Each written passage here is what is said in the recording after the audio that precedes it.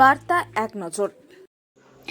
দীঘার জগন্নাথ মন্দিরে প্রসাদ বিতরণ নিয়ে প্রশাসনিক সভা বাঁশবেড়িয়া পৌরসভা সহ একাধিক পৌরসভায়।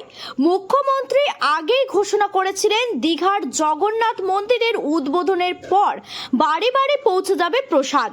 সেই মতো আজ হুগলি জেলার বেশ কিছু পৌরসভায় প্রসাদ বিতরণ নিয়ে এদিন বিভিন্ন রেশন ডিলারদের সাথে বৈঠক করলেন সদর মহকুমা শাসক সহ প্রশাসনিক আধিকারিকেরা।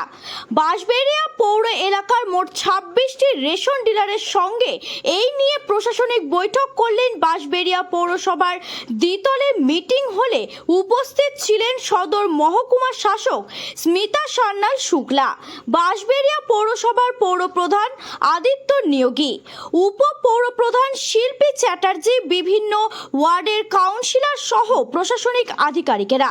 তবে জানা যায় উল্টো রথের আগে প্রতিটি বাড়িতে পৌঁছে যাবে দীঘার জগন্নাথ মন্দিরের প্রসাদ। হুগলির বাঁশবেড়িয়া থেকে রাজেশ দেবনাথের রিপোর্ট, বার্তা এক নজর। তো ওনার বলার পরেই সামনে তারপরে আমাদের ভারত পাকিস্তান যুদ্ধ সেখানে দাঁড়িয়ে আমাদের আজকের এই মিটিংটার উদ্দেশ্য হচ্ছে যে কিভাবে পৌঁছবো, তো সেটার পুরো প্ল্যানিংটা করা। ডিলাররা এসছেন, তো আপনাদের সহযোগিতা আমাদের লাগবে এবং আমরা কিভাবে করব আমি সেই ইয়েগুলো পদ্ধতিগুলো আপনাদের কাছে বলে দেবো আজকে।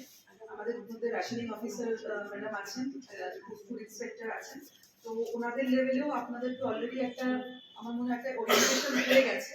তো আজকে আমরা মিউনিসিপ্যালিটির সাথে কাউন্সিলররা আছেন আমাদের সিআইসি সাহেব তারিখে আমরা ডিস্ট্রিবিউশনটা শুরু করবো 17 থেকে 27 তারিখে যেহেতু লঞ্চ, তো তার মধ্যে করবো। সেটাকে ম্যাক্সিমাম হয়তো উল্টো রথের আগে অবধি করা যেতে মানে এক্সটেন্ড করতে পারে।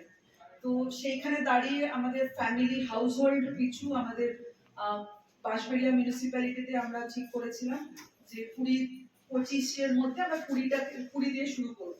সেটা আরো কমে গেছে যেহেতু জেলা ভিত্তিক পুরো 100%। ওই তো তোমাকে ছবি দিয়ে দেবো উপরে।